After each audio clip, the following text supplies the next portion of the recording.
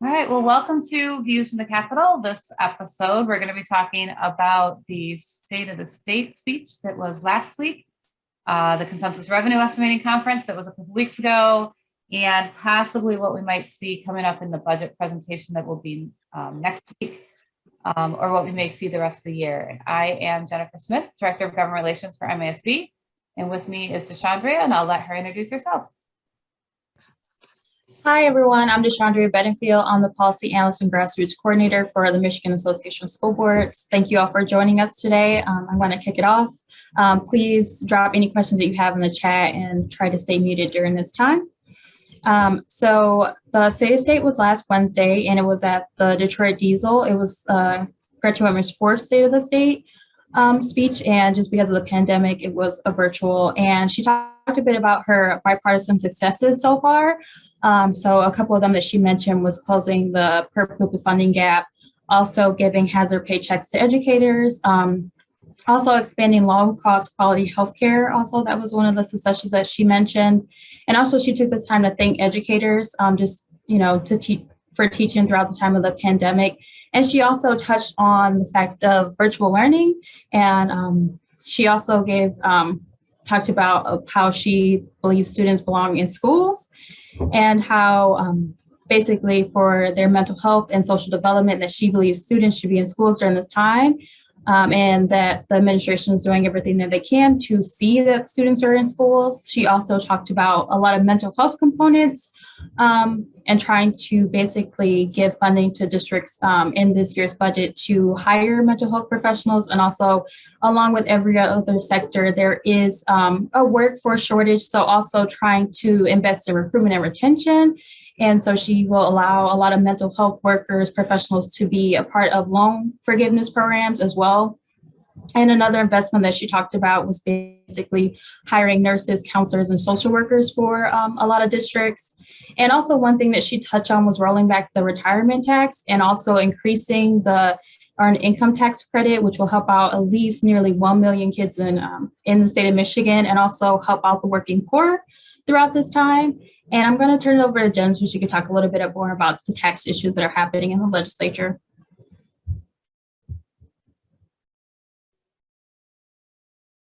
So after the speech, as Deshandra mentioned, it was pretty positive. The things she wanted to do, the things she'd accomplished. So some of the things that we heard after the speech was that this was her campaign kickoff.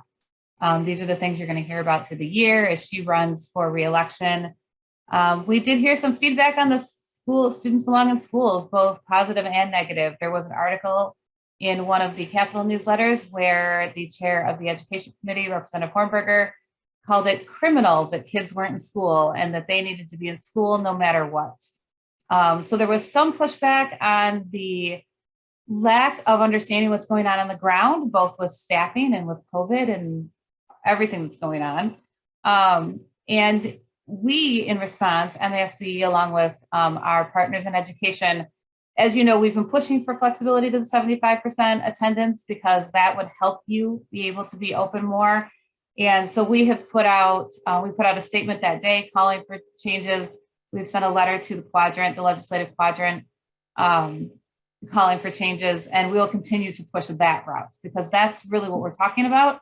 We're talking about being in classroom and in person. We want to take away the barriers for you to do that.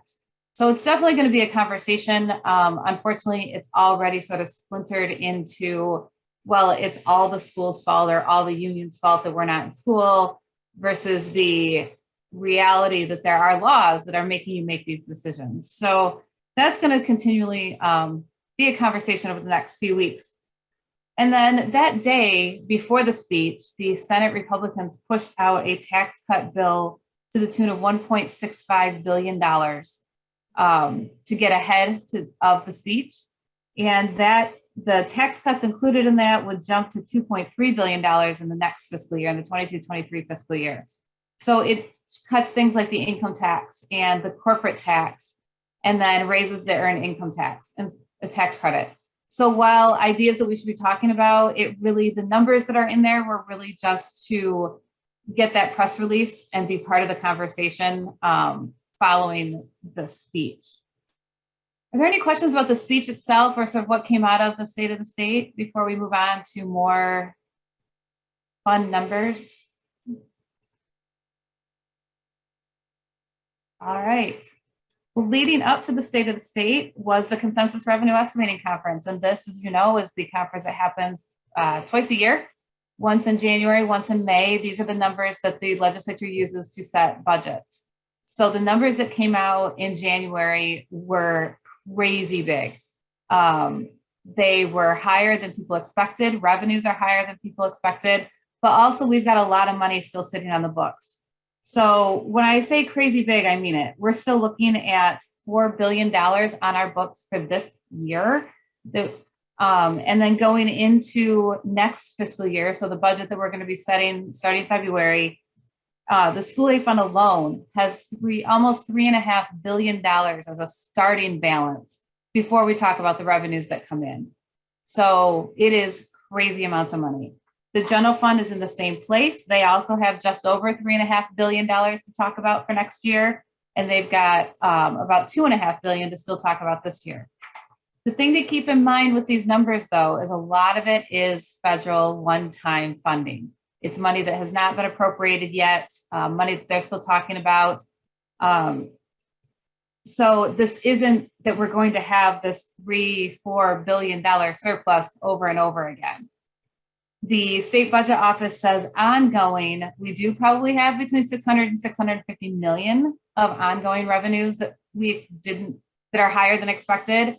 So as we have these conversations about budgets, we need to make sure this year more than any other year that we're paying attention to the one-time money and the ongoing revenues that we can count on. So as we talk about things we can do with this money, we have to look at both pots.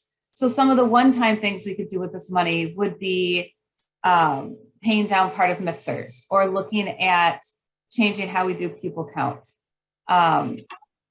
one-time programming. But if we want to look into pupil count, or per pupil foundation, special ed, those are the other two places we're looking. Those have to be done with dollars that we can sustain as we go forward. Especially the special ed, if we put a lot of money into special ed, we have a maintenance of effort requirement. So if the economy were to turn, we can't cut what we're putting into special ed. That doesn't mean we don't make an investment this year with the money that we have as we look at what we can do going forward. It just means that we can't take $3 billion and put it all into a pot like that. So there's going to be a lot of conversations about how we do this and what we spend the money on. And of course, everyone has an idea, and everyone means anybody that has a product that a school might use. We're already seeing the school safety vendors come out of the woodwork with things that they can do for your school, but only they can do for your school. So we're going to keep an eye on that vendor money as well. But as we go into the year, we still have a lot of the money to distribute for this year. And we certainly have a lot to deal with next year. And normally when we're in good budget times, like the budget is easy, there's money for everybody. But as we saw last year, that wasn't really the case. And it was June 30th when the budget was signed. This year, I would hope it would be done sooner. You will hear people talk about how we're going to have it done by Memorial Day. I don't believe that. And they haven't even said it yet. I'm just getting out ahead of not believing them. But they do it every year. We're going to have it done by the time we go to Mackinac. We're going to have it done by Memorial Day. And they're just not that fast. And we have seen with the art money and the fact that we don't have all of that distributed, that this is not an easy thing for them to do. So while I do believe you will have a budget, a solid budget before the end of your fiscal year, I don't think you'll have a solid budget much earlier than that. However, the per pupil numbers, I hope we will start seeing with the governor's budget coming up, and then hopefully before spring break out of the House and Senate, what they're sort of looking at, so that we can at least have an idea what to budget on. But this is going to be a really interesting budget cycle to watch with all the money that's on the table. We have already started talking to people about what we would like to see done with it, ideas to think about, and just making sure that as they're putting together budgets, they are reaching out to the major stakeholders, not just the vendors, and asking what makes sense for where to put some of this money. So the general fund is going to be the same thing with $3.4 billion rolling over into next year.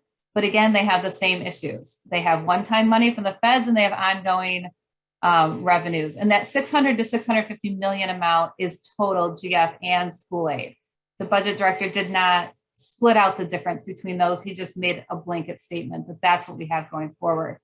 We've seen these numbers pretty much split between GF and SAF. So I would say it probably says 3 to 350 million in the school aid fund, but that is a guesstimate. That is not numbers on paper. But the general fund is going to be facing the same thing. They have all of this money. Some of it's one time. A lot of it is ARP.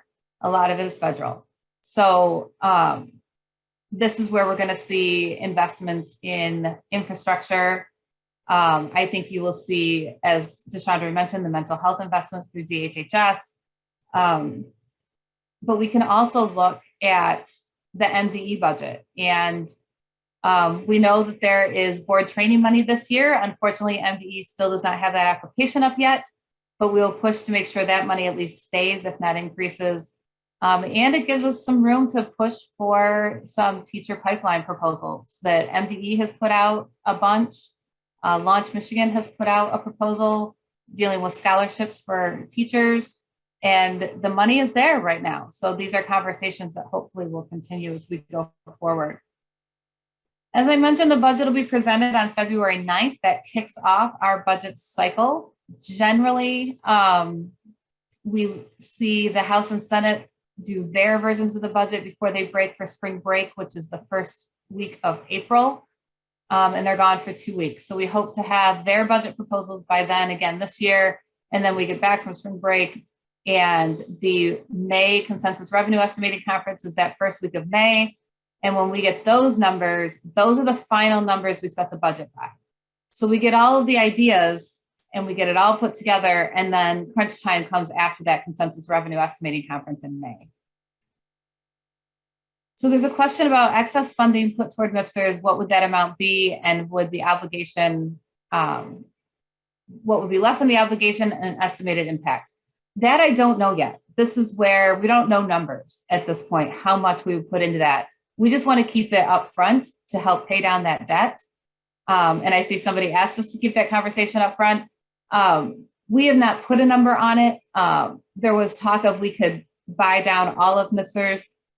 Even the 3.4 billion that we have is not going to pay down all of MIPSers. So we could put a chunk of money toward it. At this point, I don't know what that would be. I would expect to see something because Chair Albert of the Appropriations Committee has also been very interested in MIPSers and what we can do for it. So I would expect to see something, but I don't know what. And so once we have those numbers, then we'll be able to tell you what the impact is across districts and how much that can save districts. Because we know the more MIPSers we can take off your plate, the more operating dollars you have for your classrooms. And money into the teacher pipeline. So just to talk about a couple of those things, MDE has talked about a grow your own program. They've talked about other incentives to get people to become teachers or stay teachers.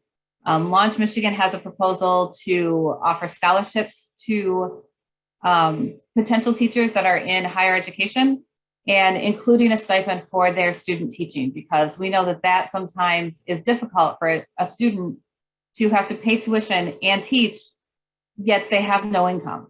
So it would include a stipend for that student teaching, which may also give student teachers the opportunity to try teaching in areas other than where they came from. Rather than going home to live with mom or dad, you'd be able to branch out and try some other areas, some other demographics, just some other districts, just to widen your perspective. So those are some of the things that are on the table. But the teacher pipeline is definitely a conversation that is out there. There's hardly anybody that can say we don't have a shortage, especially as we see more and more districts that the reason they're closed for a day is staffing. It's not students. So we definitely need to do something about this. Unfortunately, anything teacher pipeline is a long-term solution. It's not going to create teachers tomorrow.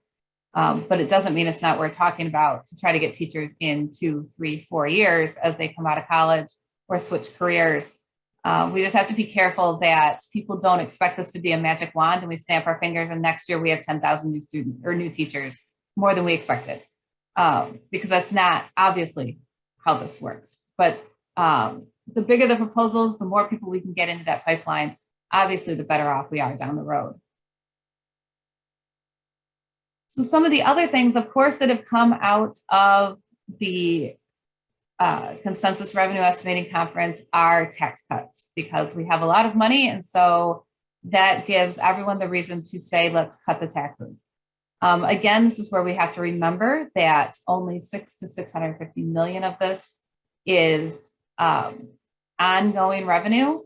And if we cut taxes beyond that, now we're cutting into revenues going forward, as we would be with any tax cut. The Senate Bill 768 that they shoved through before the State of the State speech, it cut the income tax back to 3.9. It cut the corporate income tax back to 3.9. And it increased the earned income tax credit. That corporate income tax is almost cut in half by moving it to 3.9, because they're currently at 6. But putting those three things together, and there's a child tax credit, sorry. But putting those together is where they get to that $1.2 billion for this year, and then $2.31 billion next year. And so when you start thinking about those numbers going forward, these billions that are rolling forward are going to go away. And if we cut the taxes, then we're going to we're going to have issues when we reach the end of our federal dollars. We've also heard proposals to cut the personal property tax from everything. Currently, it is off most manufacturers, and there is a funding formula to make sure that schools, cities, townships, counties are all reimbursed. This would take it off everything, which is something we've actually been fighting against since we did the PPT revamp a few years ago. There are conversations about repealing the pension tax, as DeShandre mentioned, was in the State of the State. This was something that Governor Snyder had put in 2011. And since then has had this target on it. It would only be public pensions that the taxes will be rolled off. If you have a private pension, that still counts as income. So there's a question there, both money and fairness. So even though the Republican majority and the governor, when she came in, said we should cut the pension tax, they have not been able to do it yet. But that's back on the table going forward. And that's, I want to say $60 million a year to the school aid fund, and another $200 million to the general fund. All of this is talking about we need to make Michigan competitive. And again, while some of this sounds really good, we have to take a step back and realize that, yes, we could cut our income tax because Florida doesn't have one and people are moving to Florida, but Florida has very high tourism taxes, hotel taxes, restaurant taxes. They make up for it in that way. And so as we look at one for one is not apples to apples. And that's sometimes a harder message to sell or to explain, is that, yes, we could lower our income tax and be in line with other states, but they have a different tax structure overall. And that's what we need to look at. Because if we just bankrupt our state, then we can't fix our roads. We can't increase education funding, the things that matter when people want to move here. So it's going to be a balancing act. I fully expect you will see some sort of tax issue. The earned income tax credit is a huge one, and that really does have positive implications for working poor, for those in poverty, and for children in those families. And so that would be a very positive step. But I do think that you're going to see a lot of this push-pull on, but we have $3 billion, we should give it back to the taxpayers. The question in the chat about can you use federal money for tax cuts? And as DeShandre answered, no, you may not. This is COVID money, this is American Rescue Plan recovery money, and it specifically says that it cannot be used to supplant state funding or be used for tax cuts. So we do have to look at just the state side of the balance sheet. But these numbers are really pretty, and it makes it really easy to say, well, here's $3 billion, let's give 1.5 back to the people. It just is not that simple of an equation. Are there any other questions? Unfortunately, I can't tell you what to expect out of the budget. We haven't gotten a lot of that preview yet. And I wouldn't expect to for probably another week. Although sometimes they keep it totally under wraps, but we know that it'll be a big one. I think she will move to spend the money we have. Knowing her priorities, we will see education, obviously. I think you will see mental health. I think you will see infrastructure. I think you'll see water. Those sorts of things that we've been talking about. Public safety will be another one that I think we'll see all of these things highlighted in her budget, but we don't have details of any kind at this point.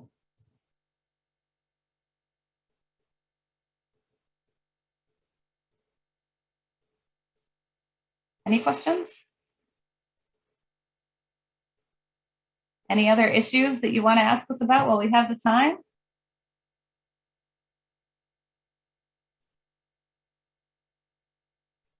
All right.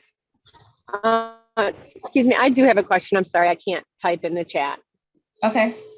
It's Mary from Oxford. Hello, everybody. I am getting more and more information on my Facebook feed inviting me to learn about the Let My Kid Learn program from the DeVos family. Mm-hmm. So I'm wondering what we know about what's going on with that. That's part of the ballot initiative, I think, to bring back vouchers, though that of course they don't call them that. What do we know about that, and what can we do to slow that down or get the right information out, I should say? So that is the voucher plan. It's the same thing we saw in the legislature when they passed those bills very quickly to allow for what they called student opportunity scholarships. That is the new word or the new phrase. We don't say vouchers, we say student opportunity scholarships, because who doesn't love that? The Let My Kids Learn is that proposal. It would set up a tax credit for deposits into an account that could then be given out to students as scholarships to go to whatever school they want or to spend it on whatever they want education related. This is a run around the Constitution that says we cannot give direct or indirect aid to private schools. This is indirect aid to private schools, if not direct, if it goes straight to the school. But because they're doing it as a tax credit, if the money goes to a private school, that is an indirect aid to private school. I believe, and I'm going to ask Chandra to clarify, that the language has been approved. And so our next steps are going to be a do not sign campaign. Yes, the language has been approved. So once they start gathering signatures, they have 90 days from the first signature they get to gather the signatures that they need. They need something like 347,000 signatures. The catch on this is they are not intending to take this to the ballot. It's on there as a ballot initiative. It's on there to say, let the people choose. That is not the intent. We know that's not the intent. It is a ballot initiative. However, the way it is written, it is one that can go to the legislature and they can enact without there being a possibility of a gubernatorial veto. That's the plan. That way it doesn't go before the voters, but can be directly enacted once they have all the signatures. So the decline to sign campaign is going to be huge. We are working with MEA and many other public education entities to start pulling a campaign like that together. They have not started circulating petitions yet, but once they start, we've got 90 days. Thank you. There's a question about the use of ARPA funds that you can give. You can use some of the funds to give to nonprofits, other units and schools to provide services. Have we seen much of that around the state? We've seen some collaboration between locals and schools, some just building on what was already there between like the local health departments and schools. But a lot of it that we've seen right now is anecdotal. I don't have hard facts or numbers about that, but I do know that there are places that are reaching out, especially in the health area, to partner with other organizations to bring people into the building or to be able to get those services to students. If the scholarship laws pass, would we file suit? Absolutely. That would be the next step. We're hoping not to have to do that. We just spent tens of thousands of dollars on the 152B lawsuit. And we hope it doesn't get that far, but yes, if this becomes law, you can absolutely expect a legal challenge. Where can we find the petition language? Is that available yet online, DeShandria? I'm not seeing it online, and I've actually looked for it myself. So I'm actually looking right now, and they don't have it on their website also. So I'm going to dig for you, Barb, and see if I can find it. And then Jason mentioned that there is a launch of the campaign scheduled for February 2nd. So that may be when we have to start that decline to sign. So thank you for that information, Jason. I had not heard about that yet.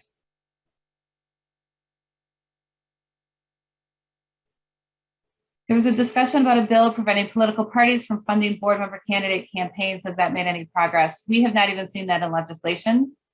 So I don't know that that's out there yet. The difference, I think that there would be an issue, and I would have to dig into this deeper, because board member candidates are nonpartisan. I don't know that parties could, but then again, you may not have limits on who can donate to you. So this is definitely an issue, not just political parties, but outside organizations that are starting to weigh in board races across the country. And it could prove to be problematic, that there are some groups out there with a lot of money that they want to run their people for school boards in a way that we haven't seen before. And it does make us nervous. We haven't seen a lot of it in Michigan yet, but as we talk to our counterparts across the country, some are seeing a lot of it already. And so it is building. And a lot of it is building on the idea that parents need more of a voice. It's the anti-mask, it's anti-vaccine, and now it's the pushback on NSBA's comments in their letter about domestic terrorism. So they have taken these little sentences here and there, they have taken things and they're starting to turn them into campaign issues. And so while I don't know that there is something that would ban political parties, I do think that you will see more of these outside groups that you didn't see before. And that's unfortunate because school board races in most areas are not that expensive. And we'd hate to see money start coming into these things. But unfortunately, I think that that's something we're going to see this year.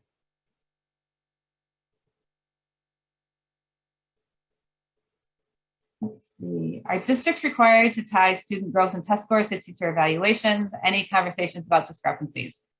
Yes, you do have to include student growth. You do have to include assessments and teacher evaluation. We have not been successful in changing that since 2020. There's always a push because it doesn't make sense if you don't have your full classroom testing, or the teacher hasn't even been able to be in the classroom because they're the one that's sick.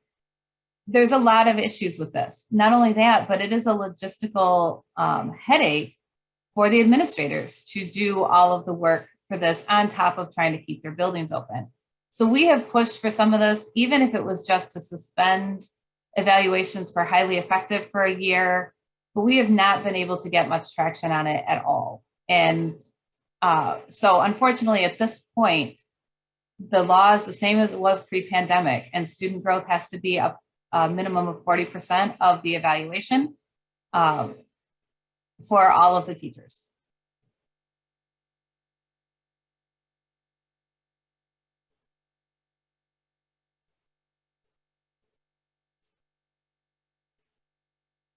All right, an update on the bill regarding paying dues to organizations with school funds. Verbally, legislators are supporting this till you talk to them and explain what it actually means. We have had some really good meetings with the committee members that this is not just, we don't want districts paying into the statewide organizations. This is things like your local athletic conference, it's band and orchestra, it's drama clubs, it's science teacher associations. Anything that is education or trade union related would not be allowed to be paid for with state, federal, or city or local taxpayer dollars There was testimony in committee that said, well, schools can pay for it other ways, which just shows an utter lack of understanding of school funding, because those are our sources, state, federal, and local. So this bill right now is standing next to its grave. It hasn't fallen in and won't till session ends. But we have even had conversations up to the leadership level that, as written, this bill would do more harm than good. We have seen this in other states. This is part of a push. In talking to people out at Advocacy Institute last week, some of the bills are specific enough that they say things like the Arizona School Board Association shall not join NSBA. So ours was much more broad than that and covers any organization you can think of. So there has been pushback from some of those organizations. I know the band, orchestra, and music directors have reached out to their legislators. Future Farmers of America have reached out. So there's been a push from these other organizations to say, you realize this means us. And they have been able to do a lot of the lifting that we can just help coordinate. And since we're their target, it's more effective to have them doing it. So at this point, the bill does not seem to have a life. And we hope to keep it there. We do know if it comes to a vote, it will probably come out of committee. Because while we have enough people to keep it slowed down, they have not agreed to vote no when it comes up. So we need 2 or 3 Republicans to vote no, all the Dems to vote no, to keep it in committee. And we only have 1 Republican right now that is a solid no. But we have a majority, or almost a majority, of Republicans on the committee that don't really want to see this move very quickly, if at all. So if we can keep it bottled up, that's just as good as voting it down. You can be assured that we are watching that very closely too. An update on the attendance flexibility. This is what we've been working on. And in News from the Capitol on Friday, there's a link to a sample resolution that we have put together for you. If your school passes that resolution, make sure you send it to anyone that represents your district, as well as Deshandra and I, so that we can keep track of that as well. But our push right now has been to waive the 75% for this school year. And if that means waive it as long as you have an in-person option, that may be our best bet. It seems like we may not get that far, but we may get the percentage dropped. But this is the big conversation we're having now. And I cannot urge you enough to talk to your representatives, especially your House representatives. They need to hear from the ground that this is a problem. In some of the meetings we've had, we've gotten pushback to say, well, you guys talk about it, but we don't hear about it, so it's not a thing. And so they need to know that it is a thing in their districts. They need to hear from their constituents. They need to hear from you to understand what their schools are facing, to understand that you could be looking into going to school into June, and nobody wants that either.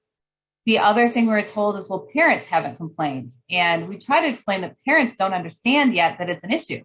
They know school's closed, or they know that their kids are virtual, but they don't necessarily know how many days you're looking at and how much this could go into June. So we need a lot of that education to come back to the legislature, to tell them that this is an issue. And without some relief, there's going to be a lot of days made up at the end of the year, or a lot of financial penalties. The other push we get is, well, you've got a lot of money. We've given you a lot of money. Well, it's ESSER money, which can't necessarily be used for fines. And you're looking at what you budgeted for the year, and your fines are going to come out of that. So while you have funds that we've been able to get from the federal government and the increase in the per pupil, it's still a budgetary issue. And if you get hit with tens of thousands of dollars of fines at the end of the school year, that is not something you budgeted for. So all of this information needs to make it back to the people who push the buttons. We will continue to push for sure, but we really do need the grassroots effort on this one. If they don't hear from you that it's an issue, they're going to assume that we're just complaining. So we want to make sure that everyone's being reached out to.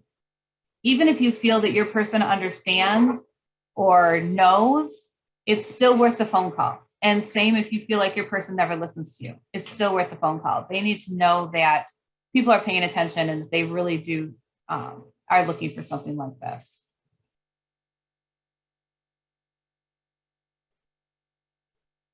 Somebody pointed, Scott, the tourism group. Absolutely, especially if you're in a tourism area, because you can imagine that we already have worker shortages.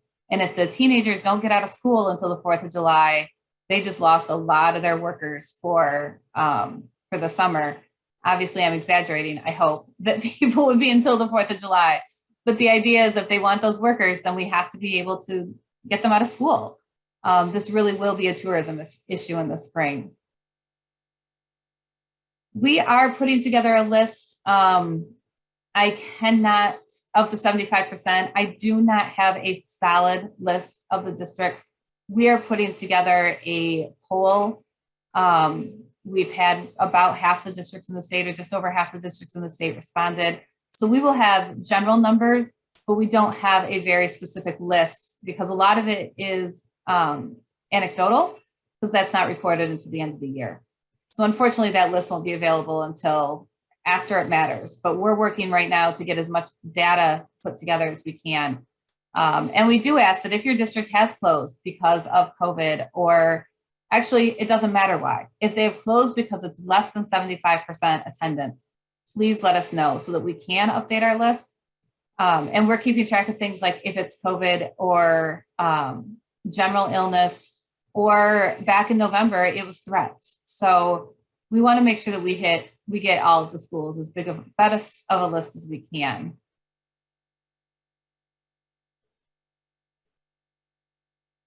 Do we know if the SR3 time clock on the district plan for using funds has started? It has, I do believe it started. The plans have all been adopted by the feds. They've all been approved. And the ESSER funds need to be appropriated, it's my understanding, by September of this year to be spent by September of next year. However, one of the things we are talking to Congress about and the U.S. Department of Ed is extending that deadline. We would rather people use their funds thoughtfully rather than rushed. And we had some really good feedback in some of our meetings federally. The other states were saying the same thing. We just need to get the department to extend that deadline to give you more time to be able to spend those dollars. We are not asking for days to be waived at this point. We're asking for the percentage of attendance, because then you'd be able to count that day. Say they dropped the attendance requirement to 60%. You'd be able to go back to the beginning of the school year and count those days where you had 60% or more as days in attendance. So you still have to have the 180 days, the 1,098 hours, but it would be easier to count because we would remove that 75% threshold. We do not believe there is any way we will get days waived. So there will be the normal law, the 6 under law, the 3 with a waiver. But we do not believe there is any way we're going to get days through the legislature. So that's why we're working on the attendance strategy as well.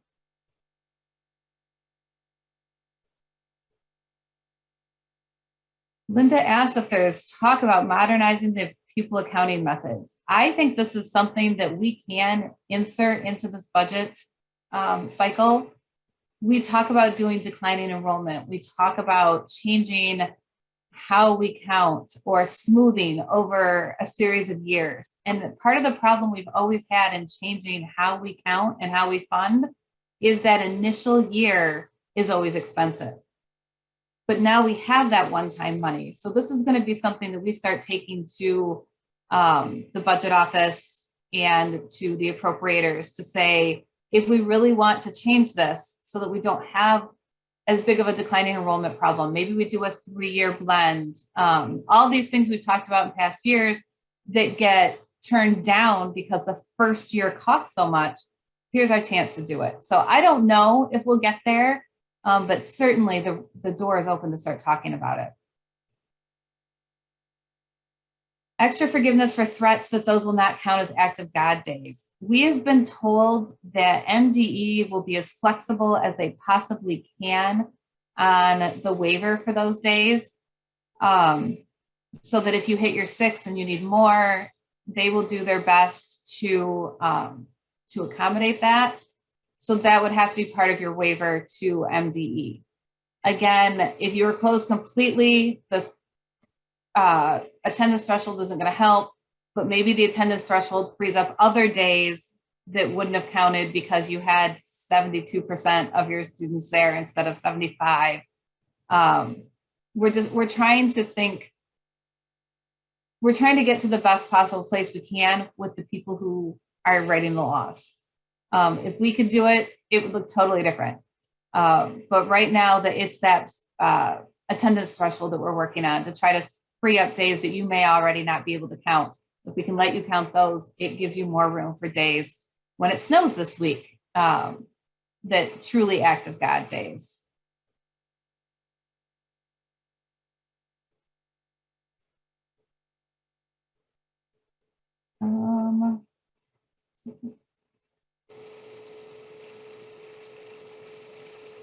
Can a meaningful consultation with stakeholders on the use of your ESSER funds be a district survey and two-way communication?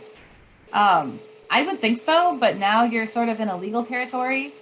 And I would have to read the actual words on the page. So I can't answer that for sure, but I can definitely look into it and get back to you.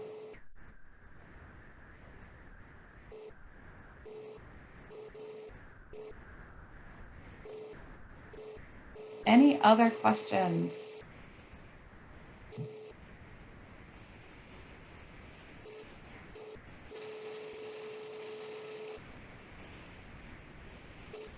All right, well, we will make this recording available probably later this week. If there are people that couldn't make it today, but you wanted them to see it. And then stay tuned for after February 9th, we'll have the budget information for you. And in between, if you ever have questions or anything else, please reach out to Deshandra. We're always here to help. And thanks for joining us today.